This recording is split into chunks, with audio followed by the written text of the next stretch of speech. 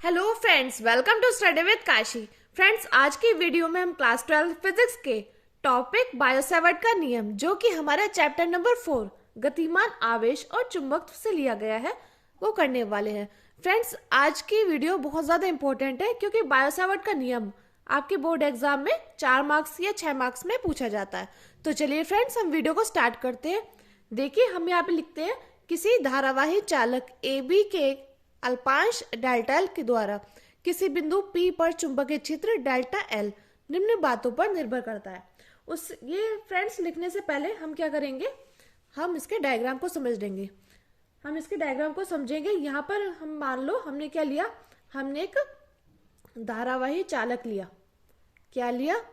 हमने यहाँ पे एक धारावाही चालक लिया जिसका नाम हमने क्या रख दिया, जिसका नाम हमने रख दिया ए बी। क्या रख दिया? A B. यहाँ पे हमने एक चालक का तार लिया जिसका नाम हमने रखा है ए बी। अब हम क्या करेंगे, अब हम इसमें धारा प्रवाहित करेंगे। क्या करेंगे? धारा प्रवाहित करेंगे। हमने इसमें आई धारा प्रवाहित की। अब देखिए दूसरा हम क्या करेंगे, दूसरा देखिए हम यहाँ से यहाँ तक एक अल्पांश दूरी, यानी कि हम एक छोटी दूरी जिसका नाम हम रख देंगे एल लेंगे। देखिए पहले हमने क्या किया, पहले हमने एक धारावाही चालक तार लिया, उसमें दूसरा फिर हमने क्या किया, उसमें हमने धारा प्रवाहित की। तीसरा हमने क्या किया, तीसरा इसमें हमने एक अल्पांश दूरी डेल्टा एल का लिया। अब देखिए हम क्या करेंगे, हम यहां से एक आर दूरी पर एक बिंदु P बनाएंगे। क्या बनाएंगे? आर दूरी पर एक बिंदु P बनाया हमने। देखिए हमने यहाँ पे P बना लिया और इसके साइड में हम लिखेंगे चुंबकीय क्षेत्र, क्योंकि देखिए हमने लिखा है ना किसी धारावाही चालक ए बी के एक अल्पांश डेल्टा एल के द्वारा किसी बिंदु P पर चुंबकत्व क्षेत्र जो कि हमारा डेल्टा बी। देखिए किसी धारावाही चालक ए बी के अल्पांश दूरी क्या है? डेल्टा एल के द्वारा किसी बिंदु P पर चुंबकीय क्षेत्र है डेल्टा बी, निम्न बातों पर निर्भर करता है। अब देखिए फ्रेंड्स, इस अल्पांश से बिंदु P तक जो हमने लाइन खींची थी, इस पर एक कोण बना। इस कोण का नाम क्या है? इस कोण का नाम है डेल्टा, इस कोण का नाम है थीटा। देखिए इतनी बात आप लोगों को समझ आई। हमने क्या लिया, हमने एक धारावाही चालक तार लिया जिसका नाम हमने रखा ए बी। अब इसमें हमने क्या किया, इसमें हमने धारा आई प्रवाहित की। तीसरा हमने क्या किया, यहाँ पर एक अल्पांश दूरी ली डेल्टा एल। अब देखिए इस अल्पांश दूरी से आर दूरी का हमने क्या किया, एक बिंदु P बनाया और इस बिंदु P पर चुंबकीय क्षेत्र रखा। अब देखिए जब हमने इस दूरी पर कराया तो यहाँ पर एक कोण बना। इस कोण का नाम क्या है? इस कोण का नाम है थीटा। अब देखिए हम लिखते हैं बायोसेवर्ट का नियम।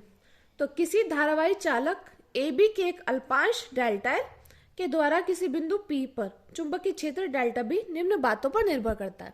तो हम देखते हैं ये कौन कौन सी बातों पर निर्भर करता है। तो पहले किस बात पर निर्भर करेगा? पहले ये निर्भर करेगा चुंबकीय क्षेत्र। देखिए चुंबकीय क्षेत्र डेल्टा बी चालक में प्रवाहित वैद्युत धारा के अनुक्रमानुपाती होता है। जो हमने यहाँ पे धारा प्रवाहित करी है ये इसके क्या होता है? अनुक्रमानुपाती होता है, यानी कि डेल्टा बी क्या है? अनुक्रमानुपाती है धारा आई की। इतनी बात आप लोगों को समझ में आई कि चुंबकीय क्षेत्र डेल्टा बी चालक में प्रवाहित वैद्युत धारा आई के अनुक्रमानुपाती होता है। इसको हमने समीकरण 1 मान लिया। अब देखिए अगला है हमारा, चुंबकीय क्षेत्र डेल्टा बी चालक के उस अल्पांश की लंबाई डेल्टा एल के क्या अनुक्रमानुपाती है। तो देखिए डेल्टा बी अल्पांश के क्या अनुक्रमानुपाती, यानी कि एल के क्या अनुक्रमानुपाती। इसको हमने समीकरण नंबर 2 मान लिया। अब देखिए तीसरा है हमारा चुंबकीय क्षेत्र डेल्टा बी अल्पांश की लंबाई तथा अल्पांश के उस बिंदु P से मिलाने वाली रेखा के बीच बनने वाले कोण की जया को क्या बोलते हैं? साइन के अनुक्रमानुपाती होता है, यानी कि डेल्टा बी अनुक्रमानुपाती है साइन थीटा के अनुक्रमानुपाती है। देखिए यहाँ पर तक 3 बात समझ में आई कि जो चुंबकीय क्षेत्र किसके अनुक्रमानुपाती है? धारा, जो हमने चालक तार में धारा प्रवाहित करी उसके। दूसरा जो चालक के उस अल्पांश की दूरी है एल के, और तीसरा है जो अल्पांश की लंबाई और अल्पांश के उस बिंदु P से मिलाने वाले कोण की ज्या के अनुक्रमानुपाती होता है। देखिए यहाँ पर हमें 3 बातें समझ आई।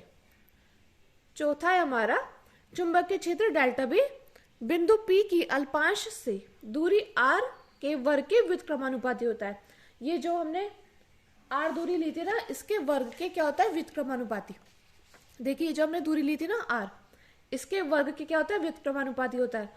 और इन सबके क्या होता है, इन सबके तो होता है अनुक्रमानुपाती। देखिए I के अनुक्रमानुपाती हुआ और L के अनुक्रमानुपाती हुआ और थीटा के अनुक्रमानुपाती हुआ। लेकिन ये जो R है ना, R के क्या हुआ, R के व्युत्क्रमानुपाती हो गए, यानी कि डेल्टा B बराबर 1/r²। तो ये समीकरण का नाम रख दिया हमने 4। अब हम क्या करेंगे, अब हम यहाँ पे लिखेंगे समीकरण 1, 2, 3 व 4 से। अब हमने यहां पर ये लिख दिया।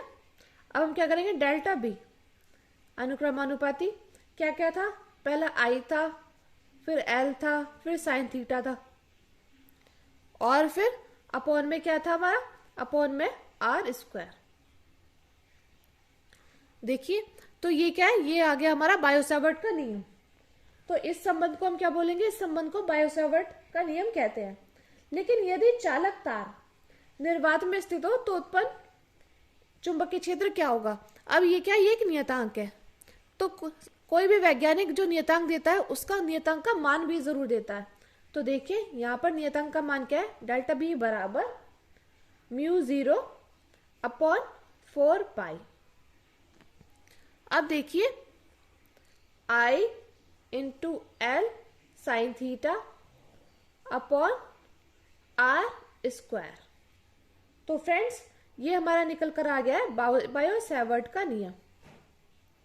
बस बायो-सैवर्ट का नियम इतना इजी है। इसमें हमें 4 बातें याद रखनी है कि जो चुंबकीय क्षेत्र है वो I के अनुक्रमानुपाती होता है, L के अनुक्रमानुपाती होता है और कोण के यानी कि साइन थीटा के अनुक्रमानुपाती होता है। लेकिन ये किसके व्युत्क्रमानुपाती होता है, R के, तो r² के व्युत्क्रमानुपाती होता है। फिर हमने क्या किया, समीकरण 1, 2, 3, 4 ली, उसका फिर हमने नियतांक आता है μ0/4π I into delta L sine theta upon r²।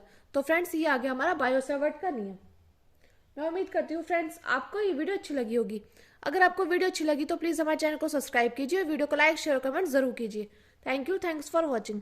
और एक प्यारा सा कमेंट जरूर कीजिएगा। Thank you.